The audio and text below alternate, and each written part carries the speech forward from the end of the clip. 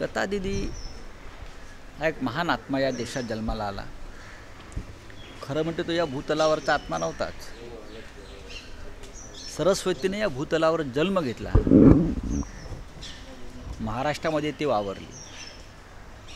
हे आपलं भाग्य आहे. त्याच्यामुळे जिथून त्या आल्या तिथून त्या शरीरानं निघून गेल्या, पण त्यांचा आत्मा इथे आहे, त्यांचं गाणं इथे आहे, त्यांचं संगीत इथे आहे. ते अमर आहे.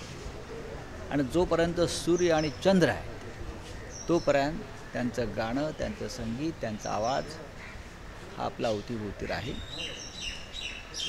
त्यांना कधीच विसरता येणार नाही.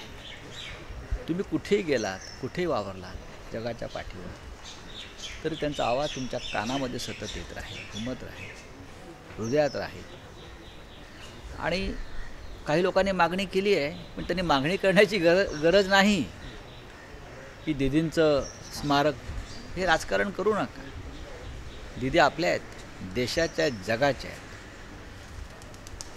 जागतिक स्तरावर नोंद घेतली जाईल अशा प्रकारचं त्यांच्या आठवणींना उजाळा देणारं नक्कीच महाराष्ट्र सरकार, देशाचं सरकार करील. कारण त्या काय कोणत्या राजकीय पक्षाच्या पुढारी नव्हत्या ना. तो आपला अनमोल ठेवा होता त्या देशाचा. एखादी काय आठवण त्यांची असेल? मला त्यांचा 1 महिन्यापूर्वी फोन आला होता. मी निघत होतो, अचानक फोन आला आणि मला म्हटले, मी लता मंगेशकर बोलते आहे. मी काय, तब्येत कशी आहे? छान आहे म्हटलं तब्येत माझी आता. आवाजात त्यांचा फार गोडवा होता तेव्हाही. म्हटलं कशा करता फोन केलात दीदी?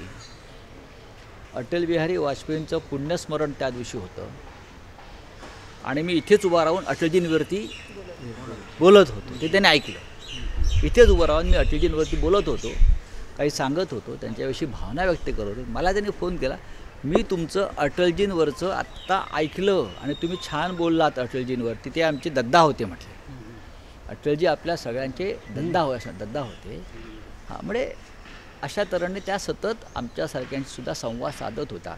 कधी काय वाचलं, कधी काही बोलताना ऐकलं, त्यांना आवडलं. कधी एखादा कार्यक्रम कुठे असेल तर त्या कलाकाराने फोन करत होत्या. फार महान आत्मा होता तो.